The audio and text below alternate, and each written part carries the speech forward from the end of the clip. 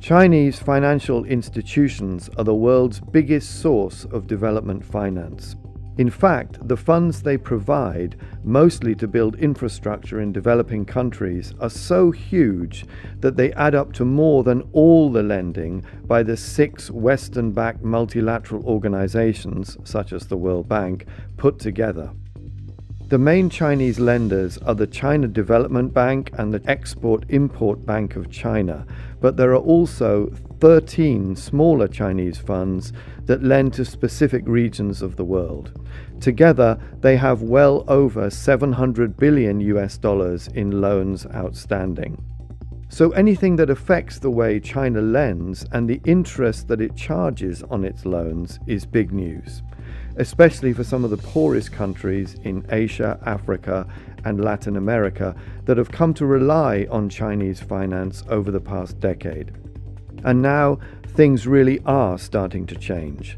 China is getting colder and harder about who it lends to, and at the same time, it's stiffening the terms on its loans. This is because some of the risky bets it's made over the past decade are coming back to bite it. Venezuela is the main problem.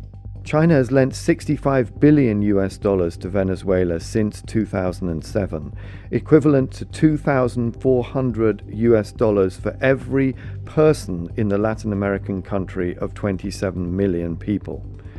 This represents a huge bet in development lending terms. The World Bank has not lent as much money to any country, with the single exception of India, in the 70 years since 1945. But this year, Caracas negotiated a partial default on its debt to China. With a full-blown economic crisis underway at home, the government of Nicolas Maduro won an agreement with Beijing to postpone payment of the principal on its outstanding loans. This means that Caracas only has to pay the interest on the loans, saving the country about $5 billion over 2 years. But Venezuela is not the only risky country that China lends to. Pakistan, Argentina, Ethiopia, Sudan, and Zimbabwe are just as risky, according to an OECD classification of country risk. And all of these countries are in the top 10 global recipients of Chinese overseas development lending in the years from 2013 to 2015.